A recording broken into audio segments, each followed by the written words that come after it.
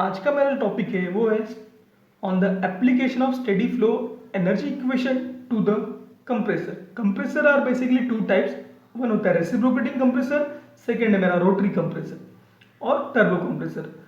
Again इसका जो example होता है रोटरी कंप्रेसर का वो होता है सेंट्रीफ्यूगल और एक्सियल कंप्रेसर।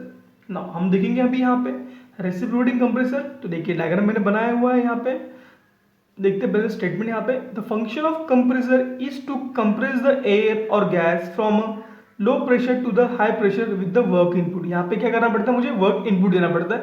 इसका बेस्ट एग्जांपल है मेरा रेफ्रिजरेटर और मेरा air conditioner unit. The following figure shows air cooled reciprocating compressor which include a piston cylinder arrangement. देखिए यहाँ पे ये रहा फ्लूइड, यहाँ पे ये रहा पिस्टन, यहाँ पे ये रहा सिलेंडर का बॉडी, यहाँ पे ये रहा इनलेट वॉल, ये रहा आउटलेट वॉल। यहाँ पे इनलेट होगा, यहाँ से आउटलेट जाएगा, तो ये होगा लो प्रेशर एयर इनलेट, यहाँ पे high pressure air outlet. Okay, so देखते हैं हम लोग इसके स्टेटमेंट।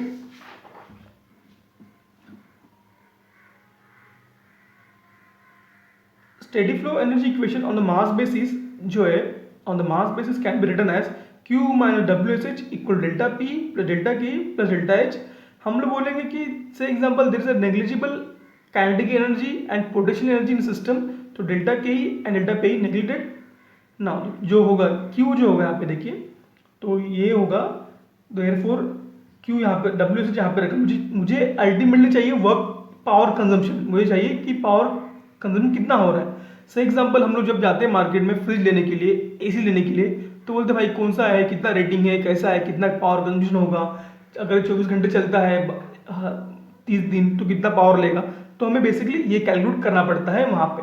तो हम लोग कंप्रेसर केस में कैलकुलेट करते हैं वर्क ट्रांसफर। तो ये होगा डब्ल्यू एस एच, कैलकुलेट करूंगा मैं यहाँ पे डब्ल्यू एस एच मतलब वर्क कंजम्पशन यहाँ पे आएगा। ओके, देखिए तो डेल्टा पी डेल्टा के निकल गया, यहाँ बचेगा डेल्टा एच माइनस क्यू। तो डेल्टा एच क्या होता है H two minus H one, यहाँ पे माइनस क्यू, तो वहाँ पे होगा डब्ल्यू एस एच होगा H one minus H two, यहाँ का माइनस मैंने यहाँ पे ट्रांसफर किया, तो ये होगा H one minus H two plus Q. In the absence of heat transfer, अगर हीट ट्रांसफर भी नहीं है वहाँ पे, तो डब्ल्यू एस एच होगा H one minus H two. Scenes यहाँ पे एच टू जो होता है बड़ा होता है देन एच वन, तो हेंस क्या होगा, ये नेगेटिव साइन आएगा। This implies that work should be done on the air. Compressor are the power consuming device. जैसे मैंने आपको बताया कि मुझे इनपुट देना पड़ेगा एसी को और फ्रिज को टू ऑपरेट। नाउ इसमें सेकंड टाइप है मेरा रोटरी कंप्रेसर। देखते हैं हम लोग रोटरी कंप्रेसर कैसा होता है। देखिए से एग्जांपल ये जिसे मैंने बताया था आपको लास्ट लेक्चर में मेरे, कि टरबाइन में यहाँ पे छोटा होता है, यहाँ बड़ा होता है। कंप्रेसर में उल्टा होता है, एंट्री पे बड़ा होता है, एग्जिट पे छोटा था, बिकॉज मुझे वॉल्यूम को कम करना है। क्या करना है, वॉल्यूम को कंप्रेस करना है, दैट्स द रीजन यहाँ पे क्या होता है कंप्रेस होता है। मतलब इनलेट पे बड़ा आउटलेट पे छोटा। टरबाइन में क्या होता है उल्टा होता है, टरबाइन में इनलेट पे कंप्रेस्ड होता है और आउटलेट में एक्सपांड होता है करके वो वर्क प्रोड्यूस करता है। यहाँ से मुझे इसको दबाना पड़ता है, मतलब मुझे वर्क देना पड़ता है। तो देखिए low pressure inlet, high pressure outlet. Now using steady flow energy equation on the mass basis, Q minus WSH equal delta P does delta KE plus delta H.